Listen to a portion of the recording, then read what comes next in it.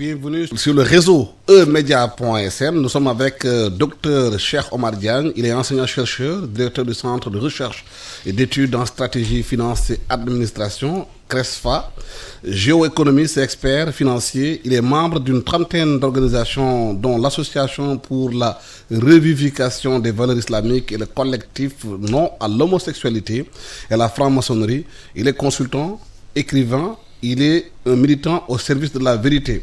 Nous sommes aussi avec Dr Papa Demba Thiam. Il est économiste, spécialiste en politique d'infrastructure pour l'aménagement du territoire et l'intégration économique régionale. Il est entrepreneur en développement industriel fondé sur la transformation des ressources locales par l'intégration des chaînes de valeur et la création de nouvelles villes technopoles. Merci, monsieur, d'avoir accepté notre invitation. Vous le savez que cette semaine a été riche en événements et il a été beaucoup question de dette intérieure. Les entreprises sénégalaises telles que le CDE, le consortium des entreprises, la CSE, la compagnie sahélienne des entreprises ont mis sur la table le fait que l'État du Sénégal leur doit énormément d'argent. Les gens parlent de 200 milliards de francs CFA que l'État devrait à ces entreprises, même si, entre-temps, le ministère de l'économie et des finances a sorti un communiqué en disant que la dette intérieure a commencé à être payée. Aujourd'hui, les sociétés comme le CDE ont dit qu'elle va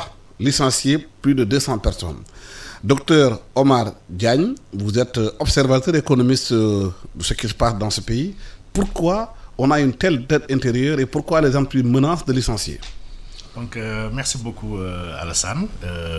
Je vous remercie pour cette invitation d'abord. Vous êtes le bienvenu. Je salue mon doyen. Donc, machallah. La dette aujourd'hui, et intérieure surtout, est un paramètre qu'il faut analyser sous différents facteurs. Donc l'État est dans une stratégie d'endettement depuis beaucoup d'années. C'est une dette qui est aujourd'hui dans des proportions, je vais dire, inquiétantes en réalité. Donc pourquoi tout ce stock de dettes sur les nationaux? L'État a fait le choix de respecter ses engagements à l'étranger. L'État a une dette extérieure, en tout cas, qui subit des notations, qui est suivie par les partenaires et les organisations avec lesquelles l'État interagit économiquement. Donc l'État privilégie toujours dans son paiement l'extérieur au détriment du secteur national. Et ceci est en tout cas un facteur qu'il faut analyser en réalité, quand on sait que le tissu économique aujourd'hui sénégalais est constitué à plus de 80% de PME. Donc cette dette publique-là, cette dette publique intérieure, en tout cas, influe sur la viabilité déjà des entreprises, sur la santé économique de notre pays, mais surtout sur le niveau de croissance, en tout cas, qu'on attend dans ce pays. Pape Demba Thiam, est-ce que cette dette menace les emplois au Sénégal? C'est clair qu'une entreprise qui est endettée et qui n'a pas les moyens de renouveler sa trésorerie est fondamentalement asphyxiée. C'est clair, ça, il n'y a pas de discussion là-dessus. Vous avez posé la question de savoir comment on en est arrivé à accumuler de la dette. Qu'elle soit intérieure ou extérieure, le propre de la dette comme effet de levier, c'est de produire de la richesse qui permette de rembourser la dette. Donc il y a un problème de processus de choix décisionnel.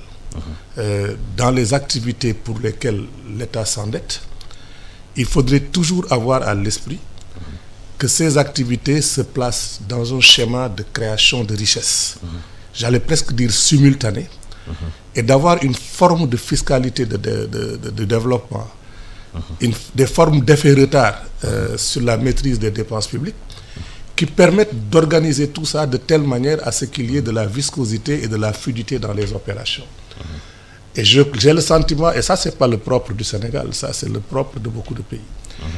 Il est évident que vous êtes dans un pays sous-développé à tous les points de vue, parce que c'est une chose qui ne peut pas se passer dans un pays développé, parce que si vous me devez de l'argent, vous ne me payez pas, vous me payez des intérêts, je porte plainte et je peux vous saisir. Mais aujourd'hui, dans la mesure où la plupart des entreprises travaillent sur des marchés publics, ce qui est aussi la faiblesse du secteur privé, ils ne peuvent pas amener l'État devant des juridictions parce qu'ils se priveraient simplement de marché.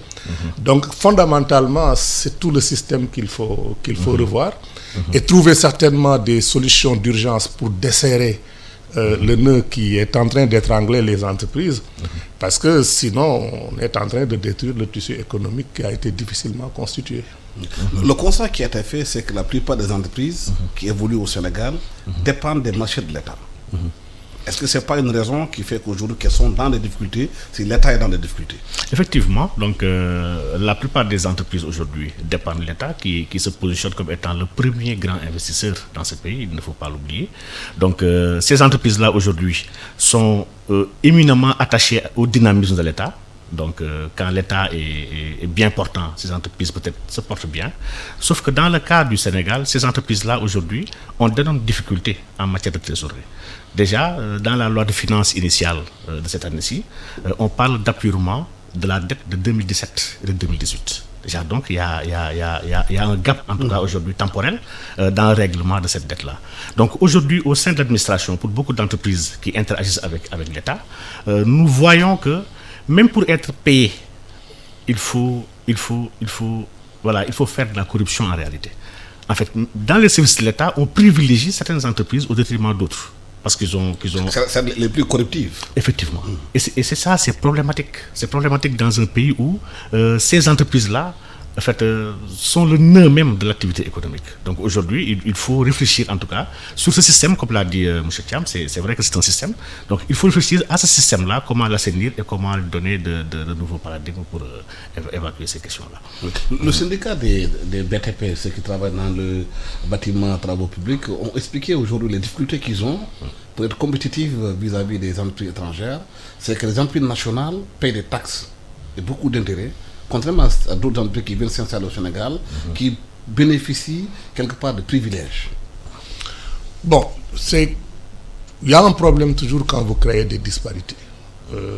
Moi, je me souviens sur le Ghana, par exemple, quand ils ont voulu attirer des entreprises dans le domaine des zones franches, ils se sont rendus compte que ça créait des distorsions et des discriminations. Alors, ils ont décidé de faire de tout le pays des points francs. C'est-à-dire que vous soyez dans la zone, que vous ne soyez pas dans la zone, vous êtes en régime de points francs. Parce que lorsque vous introduisez des distorsions, vous introduisez des discontinuités sur les chaînes de valeur potentielles. Et à ce moment, vous vous tirez une balle dans les pieds. Mais j'aimerais bien, avec mon jeune frère ici, qu'on essaye de voir comment on peut s'en sortir. Parce que le ministre des Finances peut être extrêmement volontaire pour trouver de l'argent et payer la dette. Mais il y a aussi d'autres solutions qu'on peut avoir, comme par exemple de titriser la dette, de créer des titres sur la dette, mettre ces titres sur le marché et appeler de l'argent frais avec l'achat de ces titres pour rembourser aux entreprises. Donc ça, c'est des choses qui s'organisent très très rapidement. Parce que donc au lieu d'aller s'endetter de nouveau pour payer la dette, on pourrait dire aujourd'hui qu'on va créer un marché de la dette intérieure en titrisant tous les éléments constitutifs de ces dettes. En les mettant sur le marché, je vous garantis, ça va être rapidement souscrit parce que le Sénégal a un avenir. Les entreprises sénégalaises ont un avenir. Donc, il faut plutôt gager sur cette perspective-là et nous sortir de là. Donc, c'est deux solutions d'urgence absolue.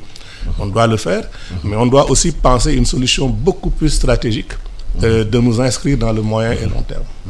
Oui, quelle est cette solution stratégique? Créer un marché, par exemple, de la dette, titriser la dette. Nous avons des bourses, on peut rapidement mettre en place des instruments pour les titriser. Et moi, j'avais imaginé, d'ailleurs, ça me donne l'occasion de rendre hommage à un ami qui m'était très cher et qui est décédé, Abdelkarim Meng. Je ne sais pas si vous le connaissez.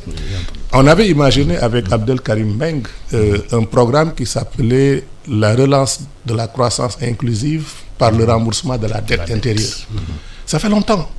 Et l'idée, c'était de dire qu'aujourd'hui, si on crée un marché de la dette intérieure, on peut titriser cette dette et orienter le remboursement de la dette dans des activités de diversification économique et qui permettraient à l'État d'arriver sur des chaînes de valeur en amenant des investissements publics et le privé pouvant bénéficier des opportunités qui ont été créées par ces investissements publics pourrait se brancher dessus et investir.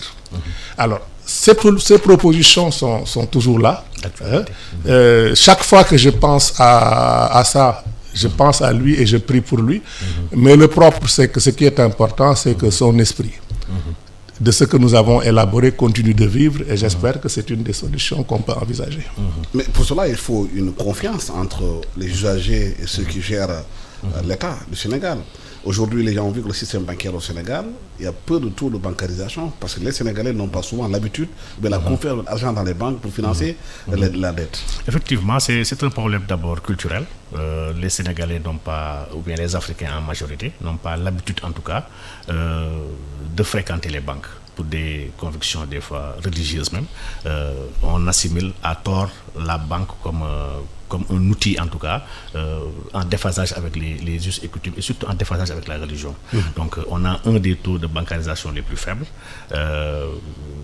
Mais le problème, à mon avis, ne se trouve pas à ce niveau-là. Aujourd'hui, on a des problèmes liés réellement au financement. Donc, prenons par exemple le ratio crédit à l'économie rapporté au PIB. Ce ratio-là, il est inférieur à 25%. Donc, c'est pour dire que les banques, en réalité, ne jouent pas le rôle même dans le financement de l'économie. Aujourd'hui, on a une économie qui est fortement dynamique, une économie constituée de jeunes entreprises. On a une population relativement jeune. On a des taux de croissance qu'on est en train de projeter qui sont, je vais dire, relativement importants en réalité. Mais derrière le financement, il y a un problème. Les entreprises qui sont en interaction avec l'État ne se font pas payer.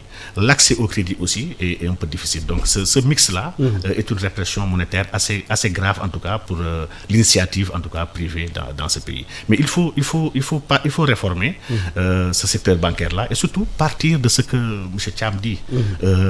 On a aujourd'hui des outils ou bien des solutions pour régler ce problème de la dette-là par rapport à la titrisation qui est très importante. On a des moyens comme le trésor, ce qu'on appelle la monnaie trésor, c'est utilisé dans beaucoup de pays. Le trésor peut avoir, les dispositions en tout cas nous le permettent, mais il y a un manque de volonté à ce sens-là, et donc il faudra un peu agir sur ces leviers-là pour régler ce problème. Pour parler de la situation des banques, les syndicats des PTB disent que les entreprises étrangères quand elles viennent au Sénégal, elles sont accompagnées par leurs banques, qui les aident à financer leur installation et tout. Et même en interne, si certaines banques sénégalaises, entreprises sénégalaises veulent prendre une dette auprès d'une banque, souvent c'est une banque étrangère qui privilégie, quelque part sans le dire, les entreprises étrangères parce que ce sont les entreprises de leur pays. Il y a une sorte de vase clos où les banques étrangères et les entreprises étrangères travaillent entre elles et en marginalisant les entreprises locales. Bon, ça c'est le constat. C'est un rendu, mais il faut voir derrière ce rendu quel a été le processus ou les motivations qui génèrent. Par exemple, si une entreprise française vient au Sénégal, elle est privilégiée par une banque d'origine française qui est là, qui la finance, parce que justement, la monnaie est convertible et ça aide à l'entreprise française d'être plus compétitive que l'entreprise sénégalaise. Je ne crois pas. Que ce soit... Non, c'est-à-dire que je vais clarifier. Il y a beaucoup de gens qui communiquent mal et qui communiquent même en se tirant une balle dans les pieds. Les entreprises multinationales, elles ont une capacité d'internaliser les disparités nationales des pays dans lesquels ils viennent. Et ils viennent avec des concepts qui leur permettent de résoudre tous les problèmes sur la chaîne de maîtrise de leurs opérations, y compris en se faisant accompagner par des banques. Ces banques connaissent ces entreprises, comprennent la solvabilité de ces entreprises et sont beaucoup plus prêtes à s'engager avec.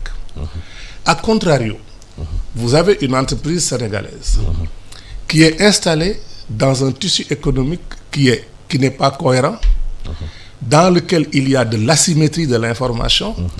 La banque n'est pas capable de lire le risque directement.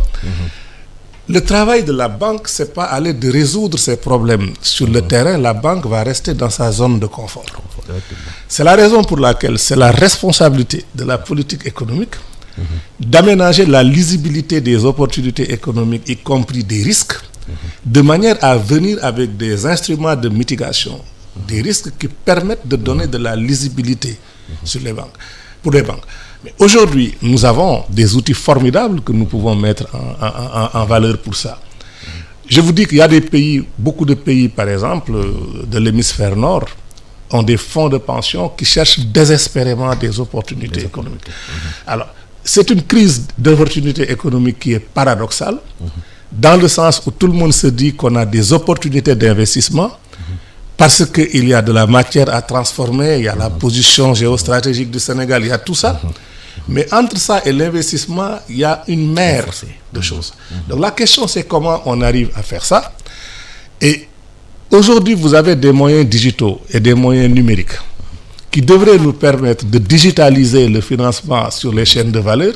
Parce que le problème, c'est de faire en sorte que ceux qui mettent leur argent dans le système soient capables de voir à tout moment ce que devient leur argent, quels sont les risques et comment on peut les gérer. Et ça, c'est l'atout formidable que nous pourrions avoir de mettre tous nos jeunes talents en matière d'infographie, en matière de design de système et tout, et de créer un système transparent de lisibilité des opportunités économiques sur les chaînes de maîtrise des opérations, avec pour idée de faire en sorte que n'importe quel banquier ou n'importe quel qui met son argent puisse lire, comme dans un écran, tout ce qui est en train de se passer. Parce que la technologie, elle existe, c'est la technologie des blockchains, et si on arrive à faire ça, on libérerait d'une manière incroyable les opportunités d'investissement dans nos pays. Mais est-ce que cela est possible dans un pays où c'est le secteur informel qui tient pratiquement l'économie? Oui, c'est largement possible. Vous savez, il y a pas, je vais dire qu'il n'y a pas de développement quand il n'y a pas de banque de développement. Donc aujourd'hui, l'essentiel en tout cas des banques de développement qui existaient dans les zones d'Afrique ont disparu avec les crises. On a recréé la BND au Sénégal, mais jusqu'à présent, on ne sent pas...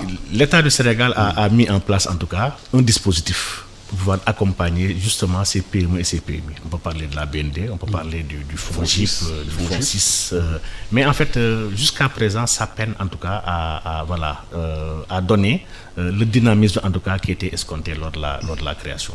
Aujourd'hui, il nous faut, au-delà de ce système informel-là qu'il faut essayer de rendre formel, il faut, comme le dit M. Thiam, il nous faut une certaine lisibilité parce qu'en fait, nos entreprises, nos institutions financières ne veulent pas prendre de risques en réalité. Ils ne veulent pas prendre de risques, ils ne veulent pas mettre leur argent dans des créneaux ou des projets qu'ils ne comprennent pas. Et aujourd'hui, on a un problème par rapport à des entreprises aujourd'hui qui sont, qui n'ont aucune visibilité, des entreprises qui sont, je vais dire, des entreprises familiales ou des entreprises de fait. Et ces entreprises-là, effectivement, peinent à avoir accès au crédit. Je ne pense pas que c'est une discrimination fondée sur le nationalisme, en tout cas. Même si, quelque part, on a une certaine cohérence et une certaine union entre des entreprises, en tout cas, d'une même contrée. Il y a le club des entreprises françaises qui est là au Sénégal, qui se rencontrent et qui se créent des opportunités. Et à juste titre, c'est totalement normal. On dit qu'en géopolitique, on dit que les États n'ont pas d'amis, ils n'ont pas d'ennemis, ils ont des intérêts. Donc quand il y a un consortium d'entreprises françaises au Sénégal, c'est légitime et normal qu'une entreprise va ouvrir ses comptes dans une banque. Entreprise française va ouvrir ses comptes dans une banque française, qu'une chaîne de valeur en tout cas va se créer. Je donne l'exemple par exemple d'Eiffage Sénégal. Donc à Eiffage, sur l'autoroute à péage, on ne voit que les entreprises françaises en réalité. Il y a la BICIS qui a ses bureaux, qui a ses guichets, et il y a Total qui est tout au long de ces autoroutes-là, parce qu'en fait, Eiffage est français. Et c'est très normal. Mais aujourd'hui, à côté, il nous faut nous aussi avoir ce patriotisme économique-là, essayer de mettre en valeur nos entreprises, de les accompagner, et surtout de les permettre d'exister. Et voilà, et je pense qu'avec la législation qu'on va un peu harmoniser, on peut y arriver. Oui, mais c'est le cœur de beaucoup de chefs d'entreprise au Sénégal. L'État du Sénégal ne les accompagne pas réellement pour pouvoir être en compétition avec ceux qui viennent s'installer. Ils sont laissés à eux-mêmes, alors que les autres États viennent avec les entreprises en les accompagnant. Il y a le système aujourd'hui, le Maroc, qui s'est installé avec Diari Bank, avec Wafa Bank, Wafa Assurance, entre autres. Alors l'État du Sénégal laisse les entreprises du Sénégal à elles-mêmes. Effectivement. Donc nous sommes à l'ère aujourd'hui de la diplomatie économique. Donc aujourd'hui, les États essayent de livrer en tout cas des guerres économiques, je vais dire pacifiques. Donc quand on est dans une union économique et monétaire, il y a un accompagnement spécifique qu'on ne peut plus faire par rapport à ses propres États. Donc aujourd'hui, je prends l'exemple du BTP, qui est un exemple en tout cas sur la dette intérieure. Le BTP est un peu, je vais dire, alarmant. Sur ce BTP-là, l'État ne favorise pas en réalité le secteur privé national. On voit aujourd'hui des consortiums d'entreprises. Je prends l'exemple par exemple d'Ad-Doha, qui est marocain, qui est venu construire des cités. Récemment, il y a des Marseillais qui arrivent à investir dans l'immobilier au Sénégal. Et c'est ce qui est dramatique dans tous les secteurs d'activité. On trouve que c'est comme si l'État du Sénégal n'a pas confiance à son privé national. Et ça va nous faire poser la question à savoir, ce privé national-là a-t-elle réellement les moyens de jouer le rôle, en tout cas, que ces entreprises étrangères font dans ce pays. Et à cette question-là, je trouve que ce privé national est très capable, surtout sur le secteur BTP, il est capable de relever ces défis-là. Et c'est un problème, en tout cas, d'orientation politique et de patriotisme économique qu'il faut régler à ce niveau-là. Comment faire pour accompagner le privé national dans cette conquête, ou bien dans cette conquête de nouvelles opportunités au Sénégal? On parle souvent de pétrole, de gaz, de tout ce qui va avec, mais on ne sent pas derrière une organisation pour faire face. Écoutez, vous avez parfaitement raison. Je vais nuancer peut-être une perception. Bon, dans le mot, la notion de volonté politique, on a tendance à tout mettre. Mais quand on a été proche de certains gouvernements parmi les plus puissants et où on voit comment on prend la décision, on se rend compte que ce n'est pas une question de volonté politique, parce que la volonté politique, même si elle existe de manière intuitive et déclarée, elle doit être incarnée par le savoir. Un ministre, en théorie, qui se comporte comme un expert, il n'est ni ministre ni expert. Si ce ministre se voit confier par son chef d'État une vision à mettre en œuvre, son problème, ce serait de dire: je me rapproche des experts pour voir comment je vais traduire ça en stratégie, en système et structure. Et ce n'est que lorsqu'il peut arriver à faire ça qu'il incarne cette volonté politique. Mais quand vous n'avez pas appris le Coran ou la Bible, vous ne pouvez pas les réciter. Vous ne pouvez pas vous improviser comme expert parce que vous avez entendu 2-3 mots que vous avez appropriés, parce que vous restez dans la communication. Or, le gros problème que nous avons dans mon pays, qui est le Sénégal, et en Afrique en général, c'est que nous communiquons sur l'urgent pour nous disputer des positions ou nous bien faire, mais nous ne travaillons pas à long terme. Et je crois que c'est aux experts, si on leur fait la place, de venir donner les moyens aux politiques d'incarner l'expression d'une volonté politique. Et je crois que de ce point de vue, autant il y a une déconnexion entre le secteur privé et le gouvernement sur des orientations paradigmatiques d'analyse de politique structurelle, autant il y a une déconnexion entre l'État sénégalais et ses cadres, parce qu'il n'y a pas de plateforme ou de plateau qui permettent de les amener. Quand je dis ça, ce n'est pas faire des réunions dans des cabinets de ministres et sortir parler à la presse. De la compétence, c'est-à-dire la compétence, non seulement des dirigeants qui doivent choisir les bonnes personnes à la bonne place, et au fond, c'est la question de leadership qui est posée. Vous savez, moi j'ai appris à être indulgent avec les pouvoirs. Parce que il y a une extrême solitude d'un dirigeant qui, quand il arrive au pouvoir, a été accompagné par des gens envers qui il a des devoirs, ne serait-ce que des devoirs de loyauté. Il a tendance donc à récompenser et à accepter l'idée que des gens l'ont amené au pouvoir, donc il doit travailler avec eux.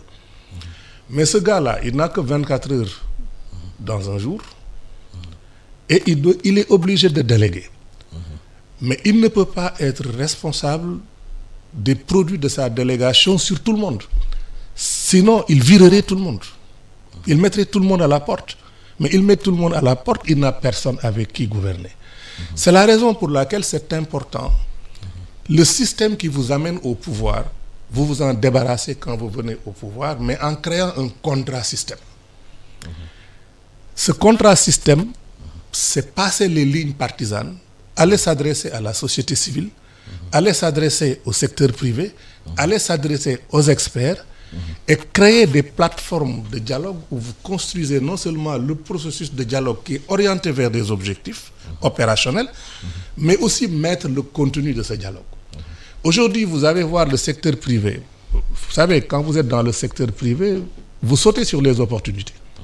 Si l'opportunité la plus immédiate pour vous, c'est d'accompagner le président de la République dans ses voyages pour pouvoir avoir un contact, vous devenez un secteur privé qui fait du lobbying. Alors, mais c'est l'opportunité qu'ils ont. Ils n'ont pas autre chose. Parce que c'est à la contrainte publique organisée de créer les plateformes qui permettent à ces gens de pouvoir leur montrer ce qu'il faut faire. Parce que ce n'est pas parce que vous êtes élu président de la République sur la base d'une vision, que vous nommez des ministres, que vous avez les solutions. Mais par contre, votre devoir, c'est de créer des opportunités pour que les solutions émergent que les opportunités économiques émergent pour le secteur privé. Vous prenez un gars comme Barack Obama, à 44 ans, nommé élu président de la République, la première chose qu'il a fait, c'est de réunir les grosses têtes et de travailler avec. Mais quand vous êtes dans des situations où on discrimine, par exemple des gens sur la base de la peur qu'on aurait qu'ils puissent apporter leur savoir au pays, vous avez un problème. Or, dans nos pays, l'un des plus gros problèmes, c'est aussi ça. Justement, est-ce qu'il est possible de mettre en place un tel système dans un pays comme le Sénégal, où les gens sont plus dans une sorte d'accaparement des intérêts personnels avec des lobbies qui existent partout dans ce pays-là? Est-ce qu'il est possible de travailler dans ce pays-là où les gens ne voient pas l'intérêt du Sénégal, mais chacun voit son intérêt personnel d'abord, familial, clanique et même ethnique? Il a entièrement raison. Il y a un changement paradigmatique qui est nécessaire pour pouvoir aller dans ce sens-là. Aujourd'hui, j'ai l'habitude de dire que le Sénégal est une république privée. Donc, d'ailleurs, c'est le titre d'un de mes ouvrages qui est paru l'année dernière. La république privée. La république privée du Sénégal. Donc, je trouve que le Sénégal est un peu pris en otage depuis ses indépendances. Par les lobbies. Effectivement, par une classe politique, en tout cas, qui n'a pas réellement d'expertise. Donc, qui évolue que par copinage, par une classe maraboutique qui vit de manière parasitaire par rapport au bien de ce pays, par une classe d'hommes d'affaires qui accompagne chaque régime pour se soustraire d'obligations fiscales et consorts, et surtout par une classe d'intellectuels qui refusent de voir la réalité en face et de jouer réellement le rôle qui leur est dévolu. Donc, dans ces circonstances-là, donc, il est assez difficile, surtout quand on fait quand on met de côté, je vais dire, les bonnes têtes. Monsieur Thiam, par exemple. Mais justement, c'est pas parce que vous, les intellectuels, vous arborez de faire la politique qui fait qu'aujourd'hui, entre guillemets, comme l'a écrit un grand philosophe français, que les médiocres ont pris le pouvoir. Adiba a dit dans une tribune récemment que les Sénégalais sont anti-intellectuels. Et il a entièrement raison. Vous savez, la nature a horreur du vide. Quand ceux qui doivent prendre la responsabilité refusent de la prendre, ils donnent l'opportunité à ceux qui ne devaient pas être au devant de la scène d'y être.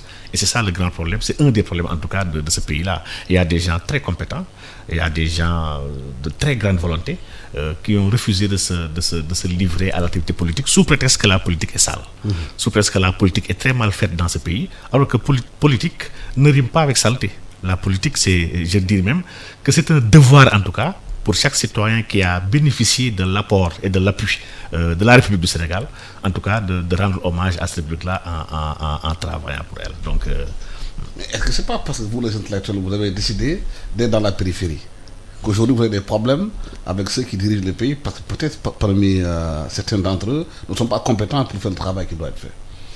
Bon, je sais que c'est une question très, très provocatrice.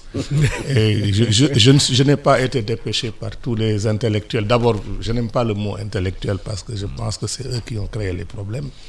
Les gens qui se prennent pour des spécialistes, qui veulent réfléchir à la place des autres en dépit du bon sens, ce sont ceux qui nous créent des problèmes. Mais ce que je veux dire, c'est que souvent des gens viennent vous dire pourquoi vous n'entrez pas au gouvernement ou pourquoi vous ne faites pas la politique.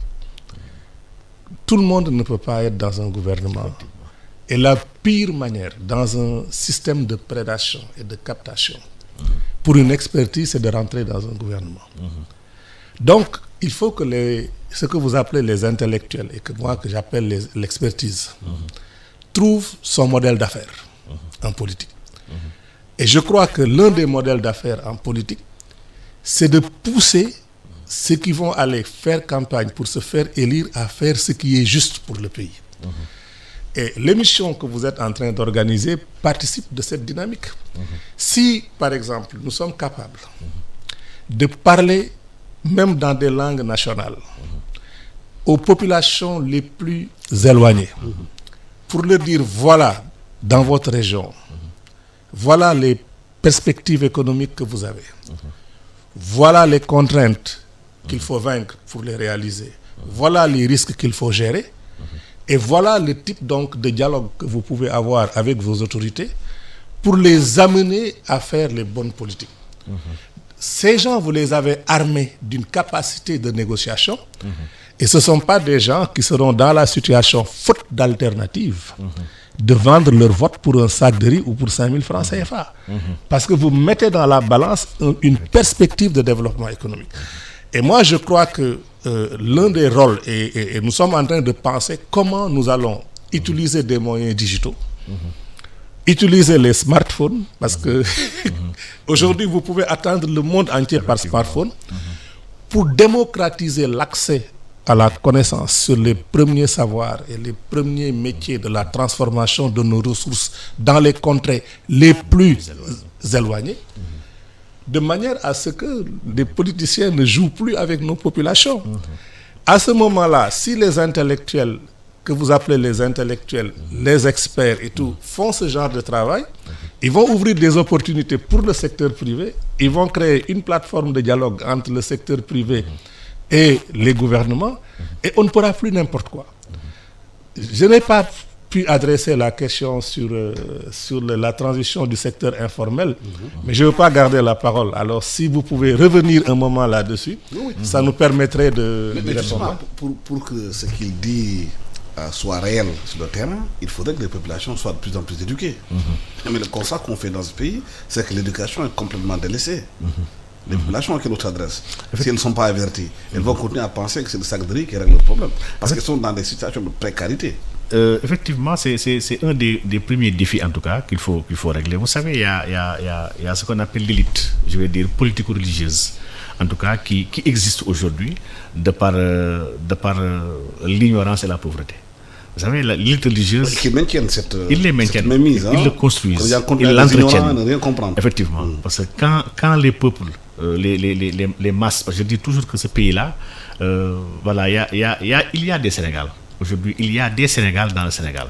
Et le Sénégal des majorités est un Sénégal qui est grandement oublié. Les majorités, c'est déjà ceux qui ne parlent pas français. Donc la population, effectivement, ceux qui ne parlent pas français, c'est plus de 60% de la population sénégalaise, n'est-ce pas? C'est le milieu rural. Ceux qui sont dans la ruralité, c'est plus de 50% de la population aujourd'hui du pays. Donc les jeunes, c'est plus de 66% de la population du pays. Donc pour dire qu'il y a des majorités aujourd'hui qui sont ignorées dans ce processus-là de construction, ou bien voilà, je vais dire cette émergence-là qui est en train d'être chantée partout.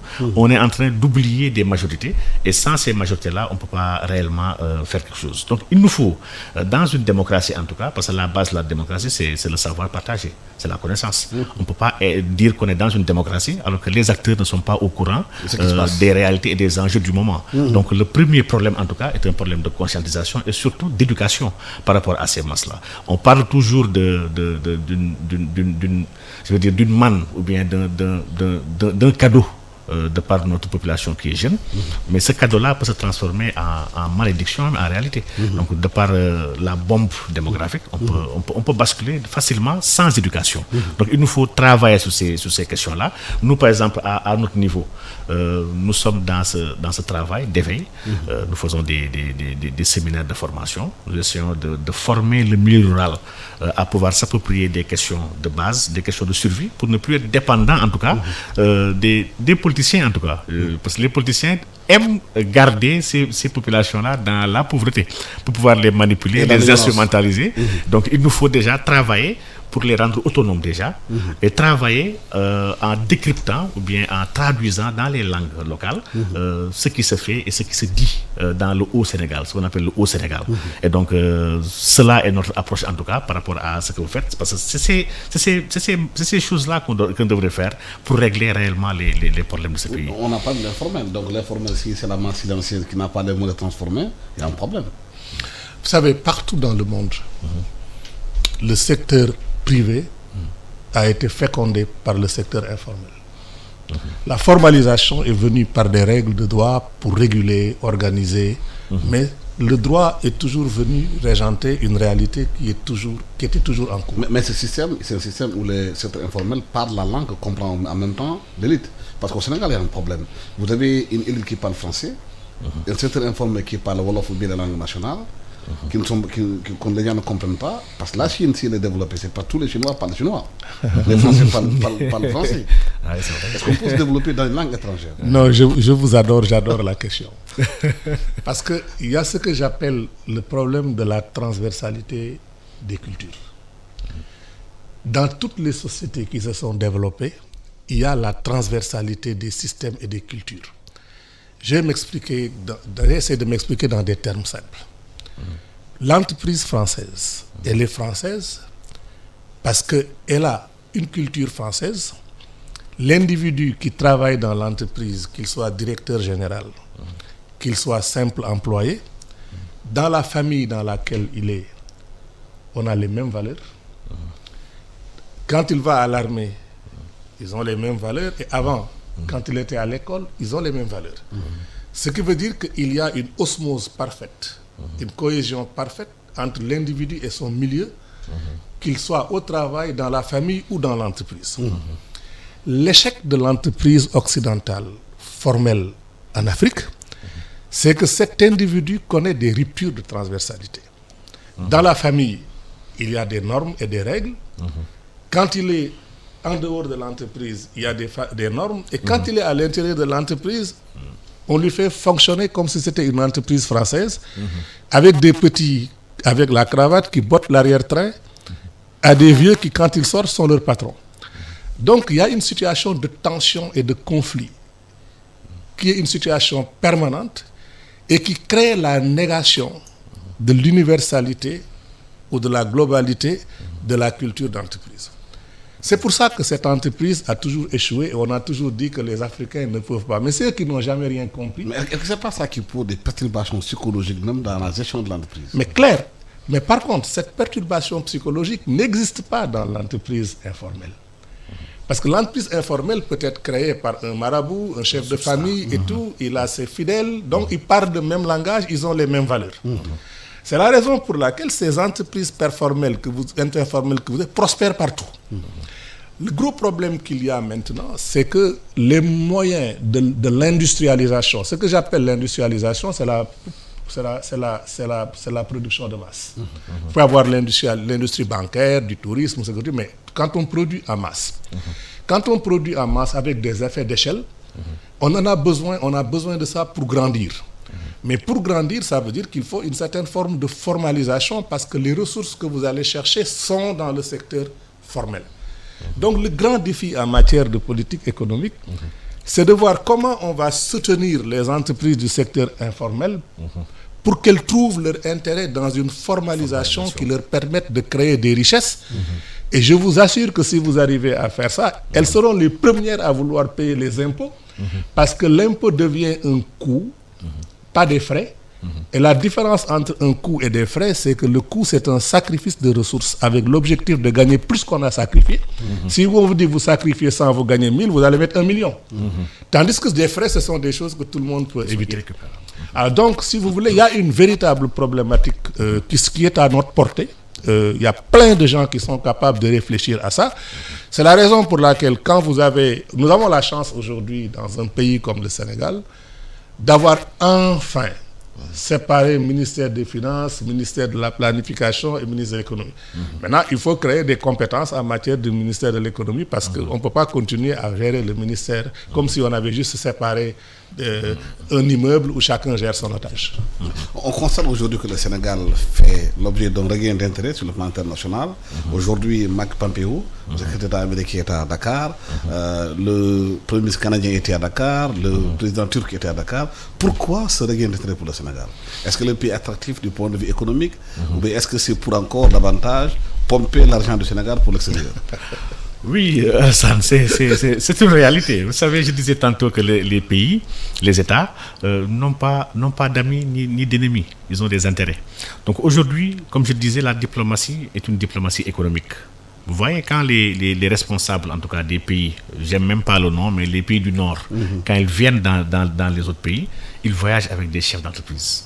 Ils voyagent avec beaucoup de chefs d'entreprise pour pouvoir espérer gagner des contrats. Parce qu'il y a 18 sociétés américaines qui frappent à la porte. Ah oui. Avec Mike Pompeo. Et c'est très normal. Donc, il n'y a que les Africains qui voyagent avec des militants ou avec des gens de leur famille pour aller faire du shopping. Donc, la diplomatie économique aujourd'hui est une réalité réelle. Le Sénégal quoi qu'on puisse dire, le Sénégal est un pays qui a une stabilité politique. C'est un pays qui a je vais dire, une réalité géopolitique et même géostratégique extraordinaire sur le continent africain.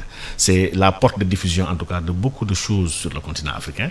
Et conquérir le Sénégal, voilà, est une conquête, pas dans le Sénégal en tant que tel, mais c'est une conquête pour l'Afrique de l'Ouest tout entière. Nous sommes dans des unions monétaires, dans des unions économiques. Avoir accès dans un pays donne libre cours dans tout le territoire, en tout cas, de l'Union. Donc, le Sénégal, aujourd'hui, est un pays fort attractif, il est stable, il est dynamique. C'est un pays où il y a des ressources stratégiques. C'est un pays où les dirigeants sont assez, je vais dire, assez gentils. Ils sont très généreux. Ils signent, on parle même de signature, voilà, illimitée.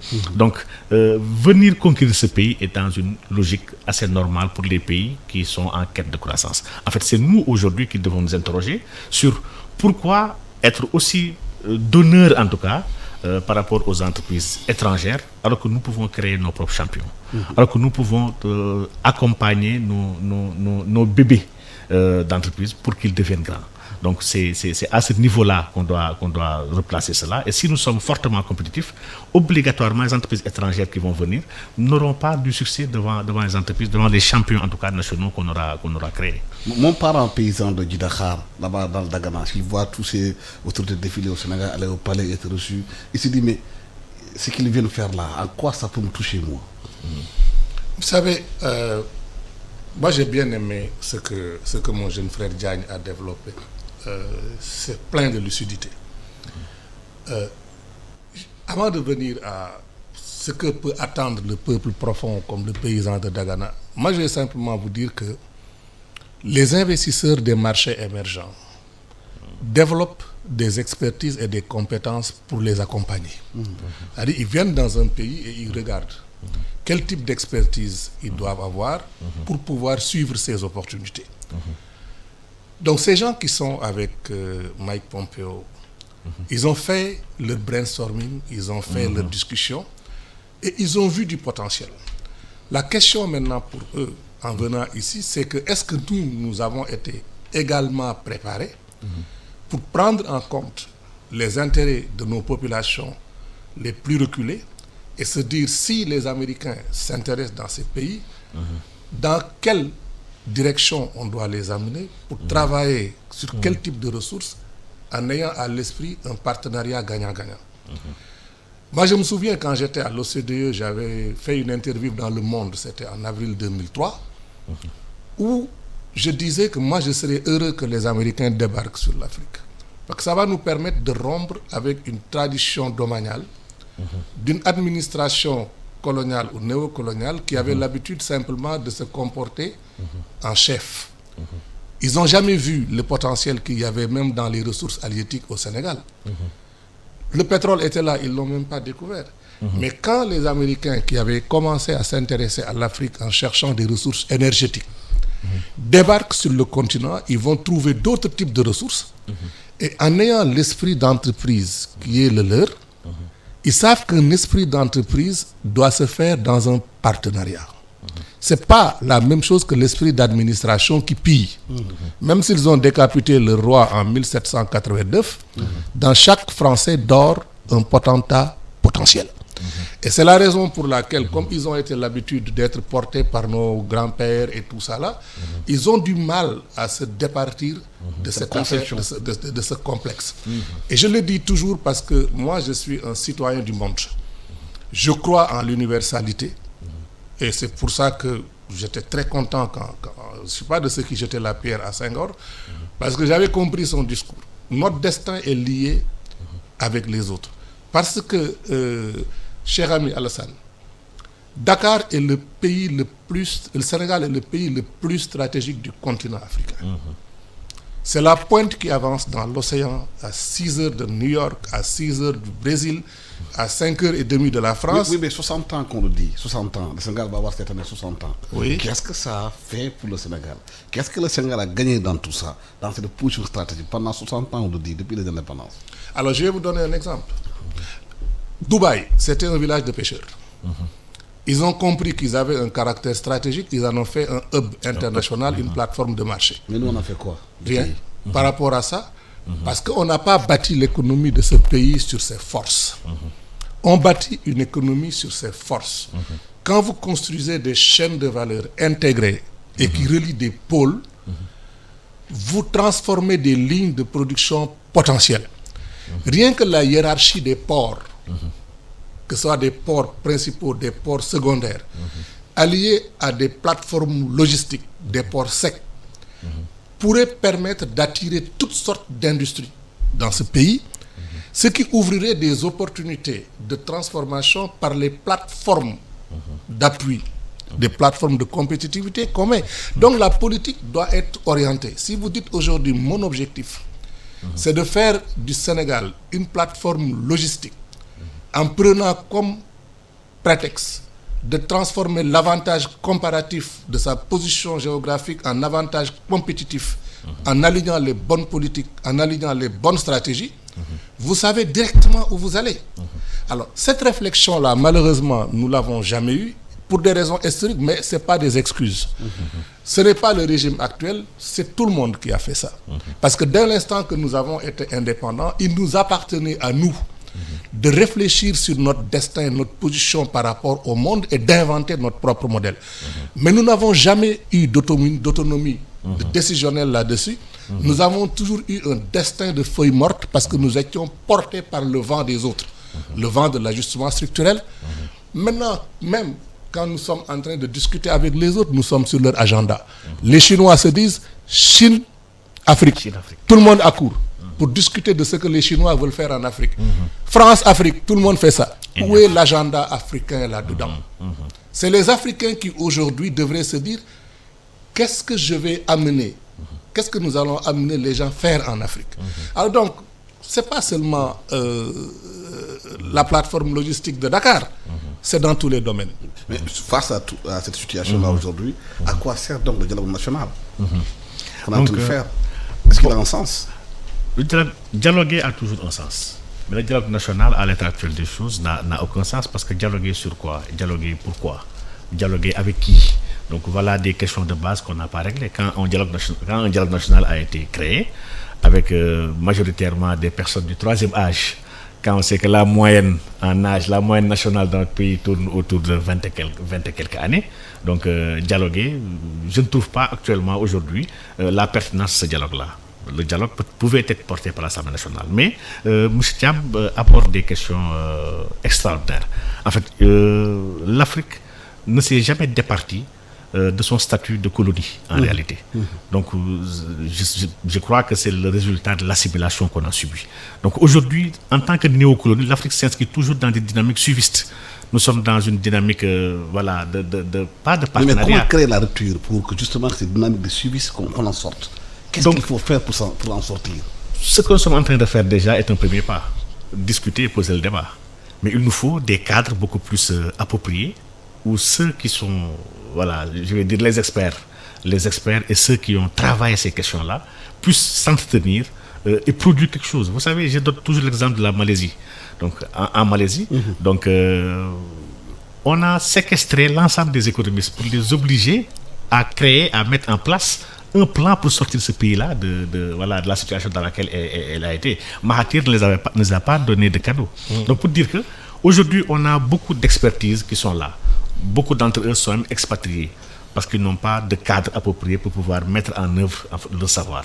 Il nous faut aujourd'hui travailler dans ces questions-là, déjà les donner un cadre de réflexion, les donner une possibilité d'échanger et d'agréger leur vision en tout cas sur nos économies et de produire cela en modèle et le mettre en place. Vous savez, nous poursuivons toujours un pacte que nous appelons un pacte colonial. Donc, dans ce pacte-là, c'est depuis la création de l'AOF. Donc, dans ce pacte, la métropole avait des attentes sur ses colonies. Donc, il y avait 4 grands piliers de ce pacte-là qui sont toujours les modèles directeurs, en tout cas, de notre économie. Donc, l'économie métropolitaine attendait de nous des matières premières. Nous sommes toujours dans cette spécialisation-là. Nous sommes dans une économie de matières premières à grande majorité. L'économie métropolitaine nous donnait des facilités d'exportation dans la métropole. L'économie métropolitaine décourageait l'industrialisation au niveau local pour dire qu'on va vous ravitailler en produits finis. Donc ces schémas-là, qui ont été entretenus depuis plus d'un siècle, en tout cas, doivent être un peu rompus. Et c'est une volonté politique qu'il faudra pour ça. Voilà, le temps qu'on est parti est terminé. Je suis désolé. Merci à Cheikh Omar Diagne, enseignant-chercheur, directeur du Centre de recherche et d'études en stratégie, finance et administration CRESFA, géoéconomiste, expert financier. Il est membre d'une trentaine d'organisations, dont l'Association pour la revivification des valeurs islamiques et le collectif Non à l'homosexualité et à la franc-maçonnerie. Il est consultant écrivain, il est un militant au service de la vérité.